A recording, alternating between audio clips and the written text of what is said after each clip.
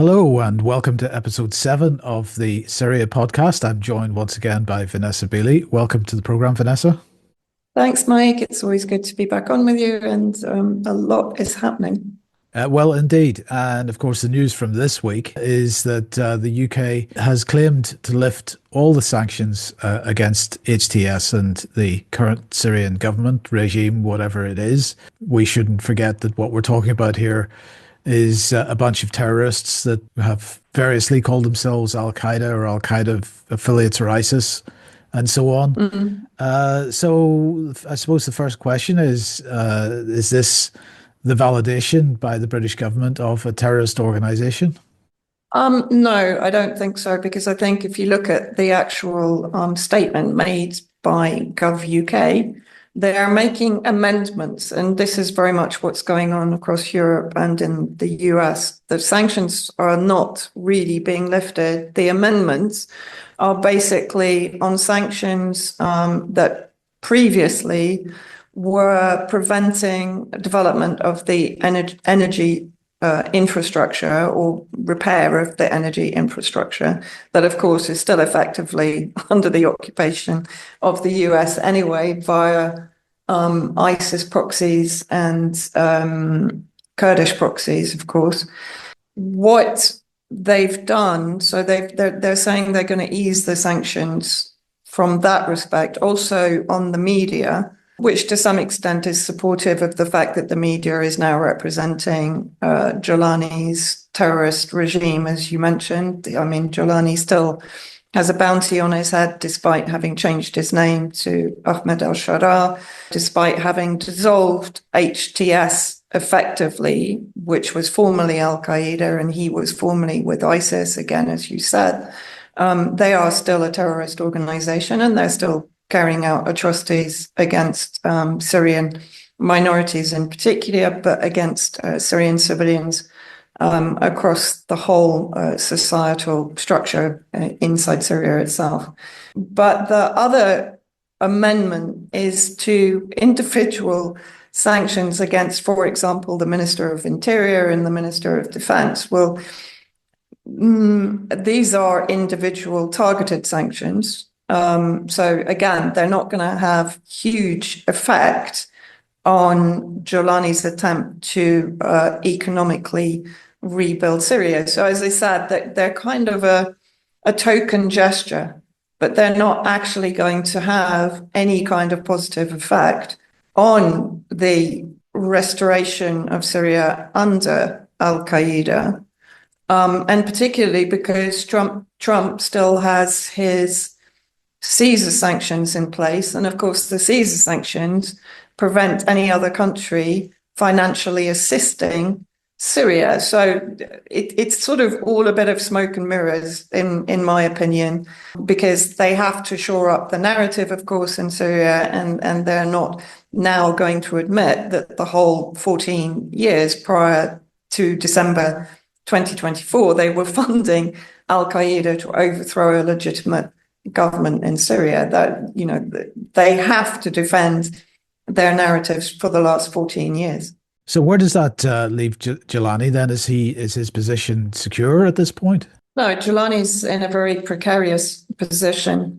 We have to remember that Golani previously was basically in control of a region of Syria in the northwest, the Idlib province, and even there he had problems in bringing together the multiple armed groups and foreign Takfiri groups under the HTS umbrella. HTS, of course, is a rebranding of Nusra Front, which is Al-Qaeda in Syria, and that rebranding came about to try and legitimize Golani's militia and Golani's leadership and his ability to provide political opposition to the previous Syrian government. But many of those Takfiri groups swore allegiance to Golani and to HTS on the basis that Golani would provide them with a caliphate in Syria that would be governed under Sharia law, and that would be Sunni or Takfiri Muslim dominant inside Syria, and would, of course, ultimately lead to the ethnic cleansing of all minorities that don't comply with or are not prepared to accept being ruled by such a dark age Islamist ideology. And then, of course, when Golani took power in December 2024, what happened is that all of his backers in the West started to expect those Takfiri policies and to align himself more with Western liberalism. And so now what you're seeing is a backlash from the more extremist groups that were already not particularly in favor of Golani's leadership. And we have to remember that in Idlib, the US was helping Golani come to prominence by actually assassinating many of the opposition leaders, particularly in a group called Haras al-Din, that were the main competitors to Golani's power base in Idlib. And now the US is backing off this kind of support. It's drawing down on its own troop presence inside Syria in the northeast, but it's also through Trump's rhetoric and the rhetoric of his administration, they are demonstrating that they don't want to continue supporting Golani either with weapons or economically or with support. And they're also very backward in coming forward about lifting the sanctions, as are the EU. So Golani is effectively facing a situation where there is potential for infighting among the groups that have previously supported him. There is the risk of competition from groups, for example, in the south with the 8th Brigade that was originally established by Russia after the liberation of the south from the various Takfiri groups. And Ahmed al-Awdar is giving Golani a lot of problems in the south, in Dara.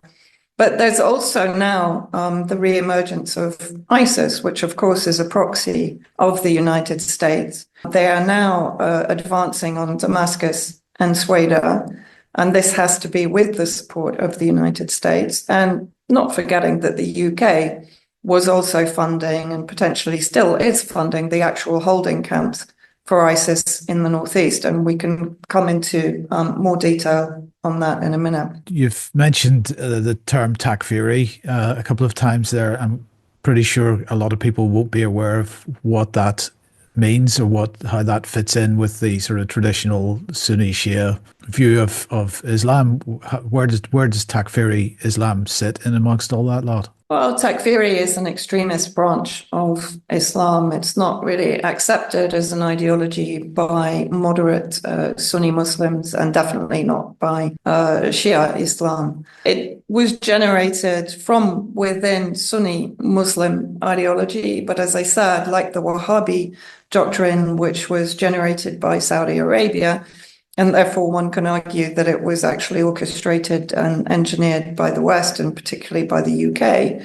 But the Takfiri project is very similar to the Zionist project in Palestine in the sense that what is now happening in Syria is that the Takfiri groups are leading an ethnic cleansing program against, as I said, Syrian, including Alawites, Christians, and even Sunni Muslims that don't comply with this extremist ideology. And it's a very racist, elitist ideology, of course. Anyone that doesn't adhere to it is considered a kafir or an infidel, and as such can be killed. And then basically once they've displaced these various minorities within Syria, what's happening is that they're settling in their properties and on their land. So as I said, it's very similar. If people can compare it to the Zionist project in Palestine, it's effectively the same strategy and the same campaign. Okay, so you mentioned the fact that the United States is pulling back a little bit.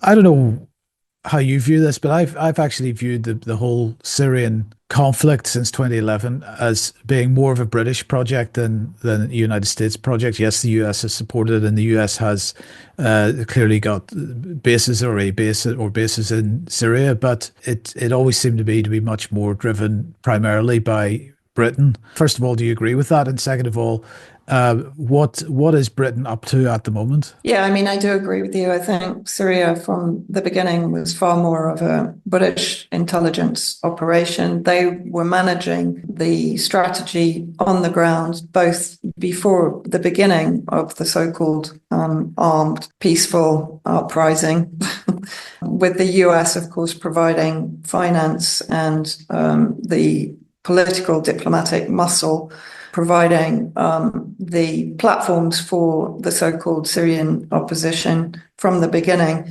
But Britain was heavily involved, as we know from, I think it was the 2020 leak of UK FSDO documents proving that they'd been running media operations supporting the armed groups, basically whitewashing the armed groups from the beginning, creating complexes of so-called citizen journalists that had been embedded with the armed groups from 2011 onwards, one of the most famous being Danny Abdul Dayem, of course, who was caught out providing fake stories to CNN back in, I think it was 2012, 2013, which then, of course, is when the White Helmets were established by MI6 predominantly, and the UK Foreign Office were the main supporters from a financial perspective of the organisation from the beginning. That was reported even by, for example, the Telegraph and the Guardian.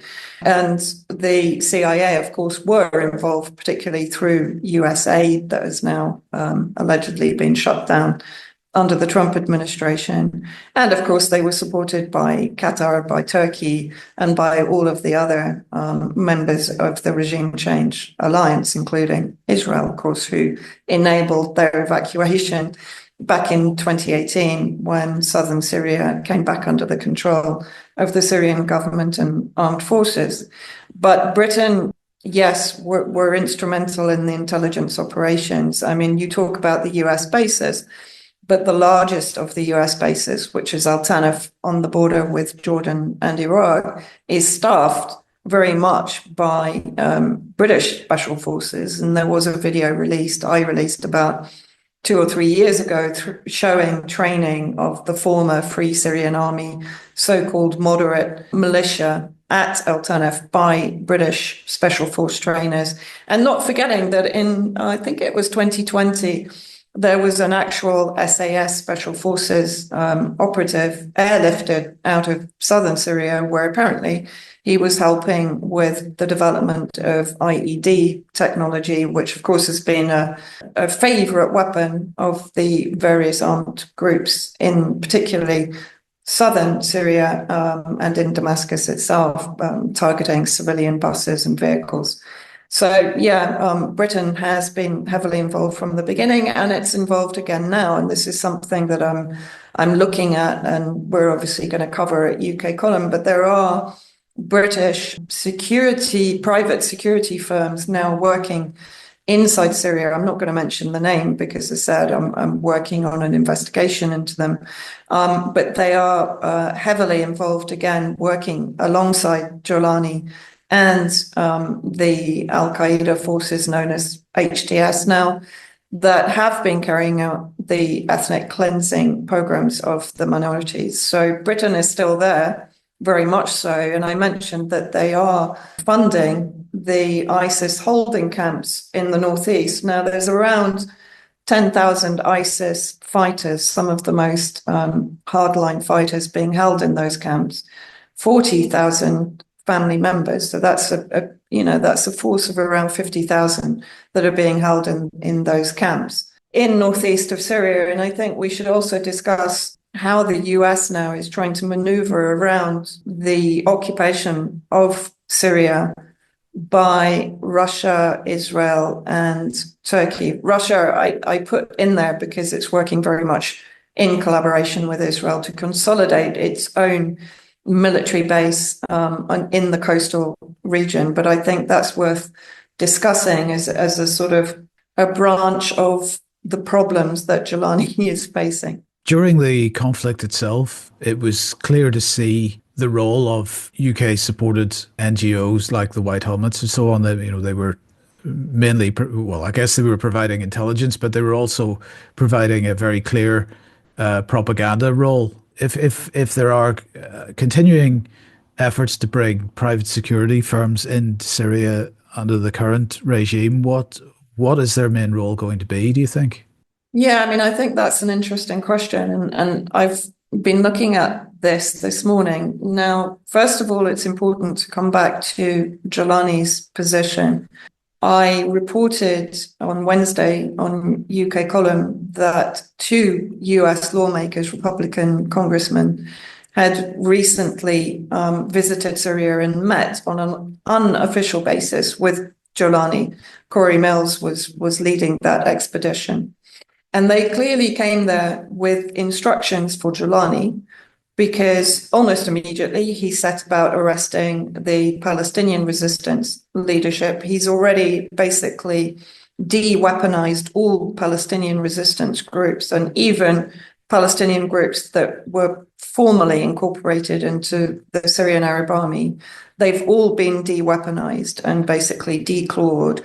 Their headquarters have been closed down. So from this perspective, Golani is operating according to instructions from the US, which is to prevent, as he says, any attacks from Syrian territory against any other foreign nation. And of course, we know that this has to prioritize Israel. So that's obviously one of the instructions that he received during that meeting. But he then gave an interview to the New York Times, in which effectively my takeaway from that interview is that the US is no longer going to be supporting HTS with weapons, with support on the energy front, or providing food or any kind of financial support for Syria. In fact, they seem to be pushing Golani towards Russia and Turkey. And Golani mentions in the interview they had been using Russian manufactured weapons. And so therefore it would make sense if Russia now would provide the weapons to Golani as the so-called legitimate government to continue in establishing any kind of military capability within Syria. Israel, of course, having destroyed that capability immediately after the 8th of December. The reliance on Turkey, which of course worked for them when they were in Idlib, and Turkey and even Ukraine were providing drone technology, drone support and training for the militia.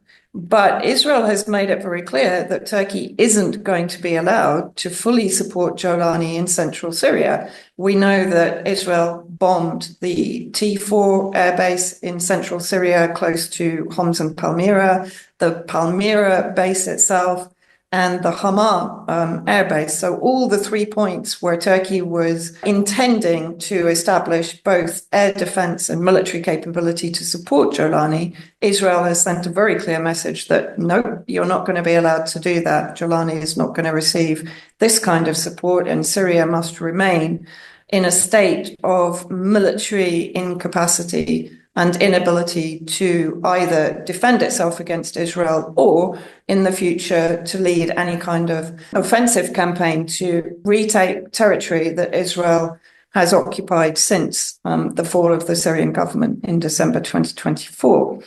So effectively, what it seems to be to me is that the US is pushing Golani towards Russia, having to a degree, agreed with Russia's collaboration with Israel and its continuing presence on the coast in Syria. And we know that Trump has very much a win-lose policy with anyone that Trump is negotiating with. So therefore, he's not going to allow Russia to have the win-win of consolidating their military base on the coast without giving them the lose, which is to then support the so-called existing government in Syria, if that makes sense.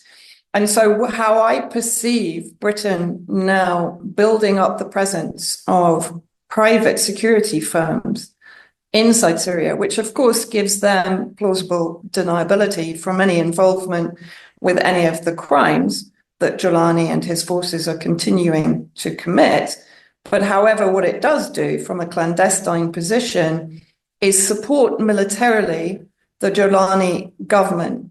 At the same time, as I said, the US is deploying ISIS against Golani potentially. They've been carrying out attacks. In fact, the attacks have increased since the visit of the US lawmakers. So that intimates to me that this is a designated operation by US intelligence to trigger ISIS, to destabilize Syria and to turn against Golani. So creating chaos to a degree which keeps central Syria in a state of chaos, reduces the threat of any kind of formation of resistance that might challenge Israel, and to keep Golani busy. At the same time, the former Free Syrian Army forces that were being trained and recruited in the Al-Tanif base have also been deployed, and I'm told that they're within 10 kilometers of Damascus, and they've taken control of one of the air bases on the route from Al-Tanif to Damascus.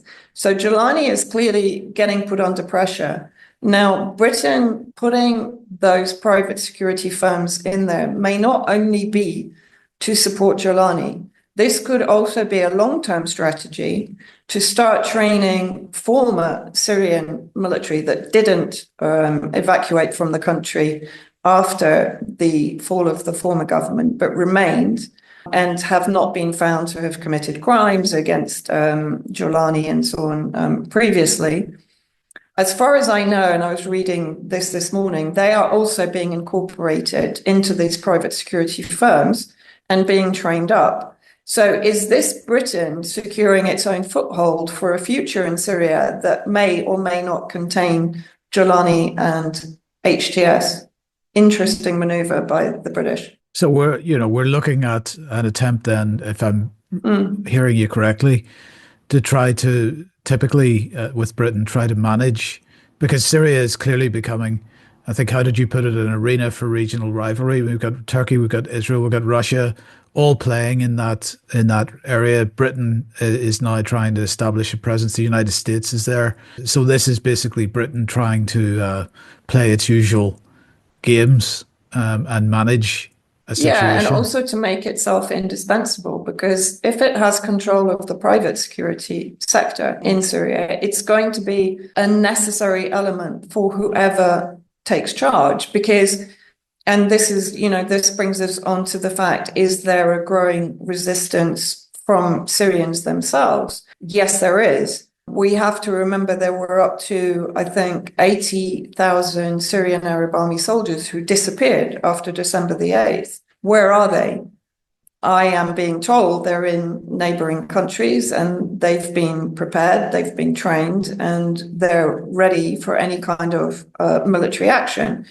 What is needed, of course, is a Syrian-centric, because we have to remember Golani's government is congested with, again, foreign players. Every member of his government has Turkish citizenship. And of course, the majority of his so-called military is foreign Takfiri elements from China, from Afghanistan, from Chechnya, from Europe. So it's a Syrian opposition, political opposition, which I know members of the Syrian community who left in December 2024 are now working on building this kind of true Syrian opposition. So I think Syrian people have sort of recovered from the trauma of what happened in December 2024. I know that there is now a resistance forming, an even stronger resistance forming on the coast, for example, following the massacres by HTS and various affiliates of particularly the Alawite minorities, but as I keep saying, of all Syrian communities that don't accept HTS rule and brutality. And so I think Britain is trying to stave off not only the end of Golani potentially, but also, as you said, the interference by stronger foreign powers, being Russia, Turkey in particular, but also the Gulf states, Saudi Arabia and Qatar, but also preparing to ensure that Syria doesn't, heaven forbid, become Syrian again and have a policy that is against neocolonialism, against British and Allied imperialism. So I think, yes, I think British intelligence is working as it always does to prepare the ground for British influence. You mentioned that the United States is trying to push Golani towards Russia. Has Russia made any statement about its attitude to these people and the fact that they are proxies for the West? Bearing in mind that Russia is dealing with proxies, Western proxies in another conflict. I'm interested to get a feeling for what Russia's attitude is. Do they just they deal with these things on a case by case basis and they don't have a sort of policy with respect to this? I mean, have they given any impression about their willingness to cooperate with HTS? Yeah, I mean, they have. If you think, I can't remember how quickly Bogdanov, who was the deputy foreign minister, came to Syria. I think it was early in January, but I could be wrong, but it was very quickly after the fall of Damascus. And effectively, that normalized Golani's leadership. And that meeting had been brokered by the president of Belarus, who arrived prior to Bogdanov's visit. And Russia has made statements along the lines that they will support Syrian sovereignty and so on. And yeah, they have effectively recognized the Golani government, and they are negotiating with the Golani government. Now, initially, Golani had made one of the conditions of that normalization being the handing over of President Assad, former President Assad. It was admitted in a very recent interview with Golani that Russia has refused to do that. But still, Golani is now talking, as he has done with New York Times, about potentially Russia supplying weapons to Golani's militia. This ties in with anecdotal evidence that I received about 2 or 3 months ago that Golani had actually said this in a visit to Idlib. He had told people there, no, it's fine, Russia has us covered. Russia is going to provide weapons to keep us going and so on. Now, that was something that I was told by people sources that were there at the time. I haven't reported it, but now even Golani is saying it.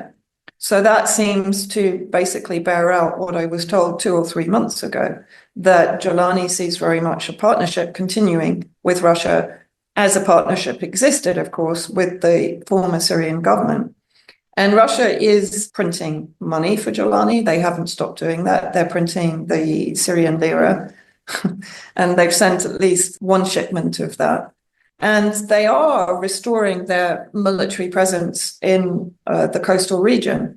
Again, I noticed more recently, looking at some of the kind of open source intelligence accounts, particularly on X, that there are satellite images of Russian military hardware returning to the Haimamin base and the naval base in the coastal region. So it appears to me that, Russia is quite happy to normalize with Golani going forward, as long as, of course, Golani is in power inside Syria. And this is because the coastal base is critically important for them? Yeah, it is critically important to them. It's very, they have decamped to some extent to Libya, but it's also important to understand the collaboration with Israel, because yes, Turkey and Israel were an alliance when it came to the actual overthrow of President Assad and the former Syrian government. But now, as we've talked about on the UK column, there is rivalry between the Zionist expansionist plans for the region and Erdogan's neo-Ottoman plans for the region. And Israel has made it very clear that Erdogan is not going to be allowed to extend his influence further inside Syria than the northern sectors that he has traditionally or historically had control of since 2011. And Russia is collaborating with Israel because Israel, I believe, has lobbied the US to enable Russia to stay on the coast. And of course, it's also probably part of the deal on Ukraine that Russia is able to stay in Syria. The US has lifted the condition that it originally applied to the lifting of sanctions on Golani. It's lifted the condition that Russia must leave. That's gone from the new list of conditions. So clearly there has been some negotiation, perhaps with Israel brokering it, that Russia should stay. And both Russia and Israel have an interest in preventing Iranian influence in Syria. I'll come back to that in a second. But also principally preventing Turkish expansionism and to protect the gas reserve interests off the coast of Syria. Of course, that's very important. And again, I've said it many times, but Russia was given the exclusive exploitation rights to those gas reserves by the former government. And of course, it will be looking for renewing those interests with the current government. Why does Russia want to keep Iranian influence out of Syria? Well, although Russia has recently inked a sort of strategic partnership with Iran, which includes the exploitation of Iranian gas reserves, Iran was always a competitor in Syria and in the region for Russia. I was told that multiple times by both Russian military and, for example, the Russian reconciliation people inside Syria. They were perceived as a necessary ally, but as a competitor. So Russia, alongside Israel again, wants to reduce Iranian influence, if not eradicate it completely in the region, both from an Israeli security perspective, but also from a Russian geopolitical perspective. I mean, you were talking about U.S. conditions there. You're talking about the conditions that the U.S. Is making before they will lift sanctions. I mean, are we talking about the removal of the Caesar sanctions? Yes, I mean, this is what they're saying, but Mike, this is kind of the point. You know, all of these, the EU, the UK, the US, they're talking about the lifting of sanctions, but are they actually lifting anything? No, not really. We talked about the amendments to the UK sanctions. The EU have eased some sanctions, basically focused on so-called humanitarian relief, but they haven't lifted the bulk of the sanctions. The US so far has, as far as I'm aware, they've only provided for concessions for humanitarian aid and relief. They haven't lifted anything significant. Now, part of the conditions now is to destroy Syria's chemical weapon capability. I'm sort of laughing slightly at that because, of course, that was the reason for the majority of the sustenance or the sustaining of the regime change war.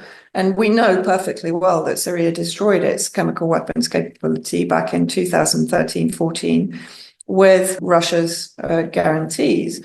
We also know from the OPCW inspectors who were involved in the discrediting of the alleged chemical attacks by the Syrian government in Douma in 2018, we know from them that Syria had destroyed its chemical weapon capability. They inspected the facilities that the US is now talking about having existing chemical weapon capabilities. Yet they've added that as part of the conditions for lifting the sanctions, right? They want Golani to find Austin Tice, who was a journalist who disappeared around 2012 inside Syria. This, for me, is just, it's propaganda, because if they haven't found him yet, he's not alive, is my opinion, and he's unlikely to be found. But this is just PR, basically. And then the hardest one for Golani, they've basically told him, you have to get rid of all foreign terrorists inside Syria. Well, again, this demonstrates to me that what they're effectively doing is undermining Golani, because if he gets rid of all foreign terrorists inside Syria, he's in between a rock and an extremely hard place, because he's offered these foreign terrorists citizenship as a reward for their help in putting him in the position he's now in. He previously, as I said, promised them a caliphate under Sharia law and so on and so forth. He's made them members of the government and commanders within his so-called military. So what is he going to do? Is he going to rescind those incentives? That's going to very rapidly turn those very influential foreign terrorists against him. And his own military depends on, I think andHTS is made up of around 40% foreign terrorists. It might even be higher than that. So the US is pushing him into a very deep, dark corner, in my opinion, with this condition. And that is going to be extremely difficult for him to fulfill. So in my opinion, they don't want to lift the sanctions. And Qatar is not, for example, providing assistance as it promised with electrical power and the repair of all of the energy infrastructure, because it's afraid that Trump is going to use the Caesar sanctions against them, because, of course, the Caesar sanctions were the punishment, the collective punishment of any country that came to the aid of Syria. So if Qatar now comes to the aid of Syria, there's potential that the US will impose sanctions on them. So do you see what I mean? They're keeping Golani in a very negative holding pattern while they deploy their other proxies against him. Is there a possibility that actually the reason for this is that they need him to agree to the Abraham Accords? Yes. Is that part of it? Yeah. And we just before you answer that, just remind everybody what the Abraham Accords are and what the implications are. Well, basically, the Abraham Accords were brought in under the first Trump administration by his son-in-law, Jared Kushner, who we know has his eye on waterfront development once Gaza, in their strategy, has been fully ethnically cleansed. And that awful genocidal project, of course, is ongoing in Gaza, but also in the occupied territories in the West Bank. And effectively, what the Abraham Accords were is a normalization project to bring the Gulf states in particular into the fold, to normalize Israel, to accept Israel's existence as a state. They include, of course, also Morocco. Morocco and the UAE and Sudan, I think, were the first countries to normalize with Israel. Saudi Arabia has been basically holding off, partly, I think, because it has a population that on the whole support the Palestinian right to a state and to justice and freedom from Israeli occupation. Jordan, of course, is effectively also normalized. Egypt was normalized back in 1979 with the Camp David agreement and is largely, of course, I see it very much as the Ukraine of West Asia, because it's so in debt to the Gulf states, to the IMF, to the EU, and even to Israel. The partnership with Israel now is on an industrial scale from an economic and trade perspective. And they look to benefit from the potential of the India-Middle East Economic Corridor, which would go from Mumbai through the occupied territory of Palestine, of course, in their perspective, once it's ethnically cleansed and destroyed completely and converted into a free trade zone, and then through Egypt to El Arabia to Europe. So the Abraham Accords was a project to bring particularly what are known as the moderate Sunni states, which are predominantly the Gulf states, into accepting the state of Israel and normalizing completely with the state of Israel. And as you rightly said, following the visit from the US lawmakers, Corey Mills put out a statement saying that Golani, or Ahmed al-Sharaa, as they call him, has no problem with normalizing with Israel in the near future.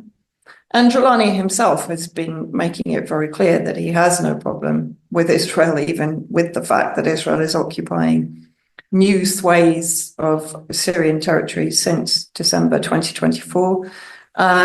He couches it in terminology like, we will not allow any entity to attack a foreign power from Syrian territory. So, of course, as they said, he's been closing down the Palestinian resistance forces to an ever-increasing extent and expelling, actually, many of the leaders that were formerly inside Syria. But he's not killing them? He's providing, according to reports from inside Syria, he's providing the coordinates of their location to Israel, which is leading to their assassination inside Syria.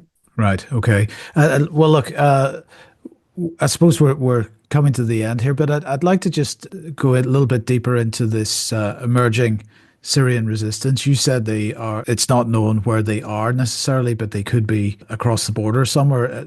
Are you talking about Lebanon, or where could they be? And where are they getting support from? Are they getting support from Iran? Yeah, I mean, I think, as I said, there was something like 80,000 Syrian Arab Army soldiers who just disappeared after December the 8th. And of course, everyone claims they all surrendered and laid down their weapons. We have talked about this on the Syria podcast, that they were betrayed, their command was betrayed, and that ultimately they had no choice but to lay down their weapons and obviously leave.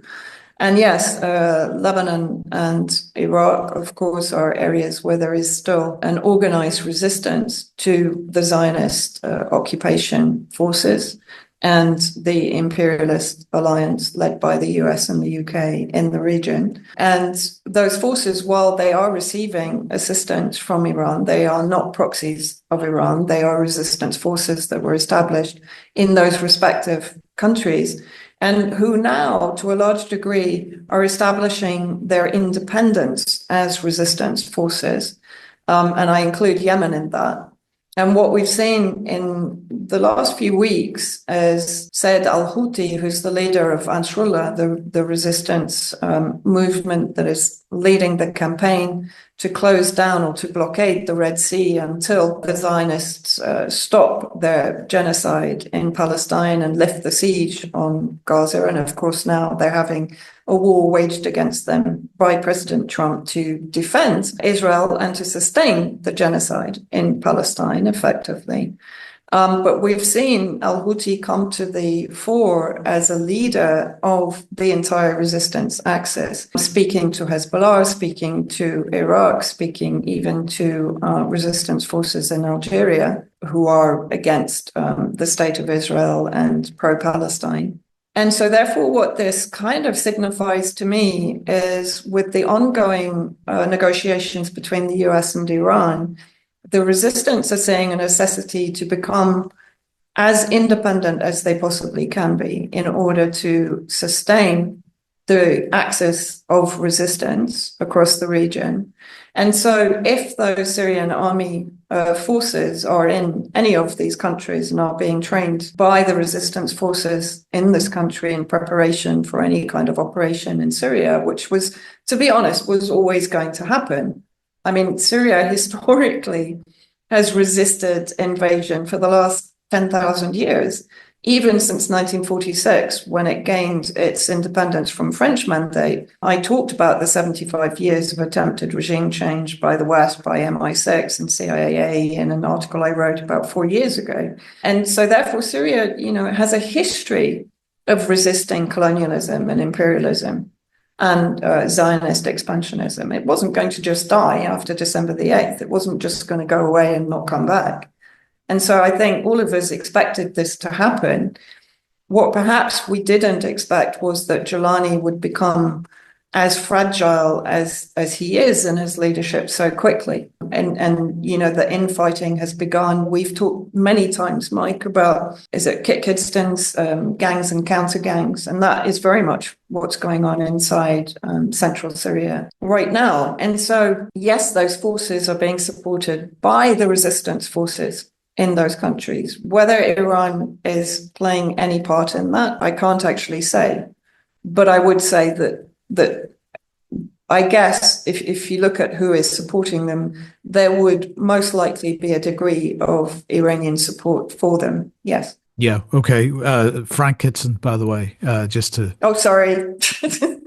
I don't know why I always forget that name. Yes, and if anybody hasn't read Gangs and Counter Gangs, absolutely, it is worth. It's available as a PDF. It's worth a read at that to understand some of because these things, Vanessa, are complex. What you've been talking about today, it's complex. It's using names that people won't necessarily be familiar with, and so it's tricky for people to get a handle on exactly what's going on and the kinds of machinations that are going on. But reading that book and Kitson's other works absolutely helps people understand the games that are being played. I find it hugely cynical because people are ordinary people, as usual, are bearing the brunt of these kinds of geopolitical games. Yeah, exactly. And another person that I want to recommend, he sadly passed from cancer very recently, but is Keith Harmon Snow, who wrote extensively about Rwanda and the Congo and Sudan, and so on. And I find him very similar to Frank Hidstone, but absolutely essential reading if you're to understand the complexities of the Sahel and the African region generally, just as we've been talking about kind of the gangs and the counter gangs just in Syria, not even getting into Libya and Afghanistan and Iraq and so on. I mean, it is incredibly complex. And Sudan. Yeah, exactly. I mean, because we can't forget Sudan. There's an ongoing war there, which basically gets almost no coverage. Exactly. And again, I mean, Keith Harmon Snow has extensively covered that. And actually, he did I think one of his last interviews was with germ warfare. And I recommend everybody to listen to that because it's fascinating. And I think he had more of an insight than anyone I can think of into exactly the gangs and counter gangs in that region in particular. Yes. Okay. Well, look, let's leave it there for today. Vanessa, thank you very much for joining me. It's been a fascinating conversation. We will be doing this again very soon, I'm sure, because nothing is staying static for very long, and plenty of developments still to come. So thank you for joining me today. Thanks for having me, Mike. And yeah, we'll definitely be keeping an eye on the development of the British security agencies working inside Syria, because that's something that we all should be aware of.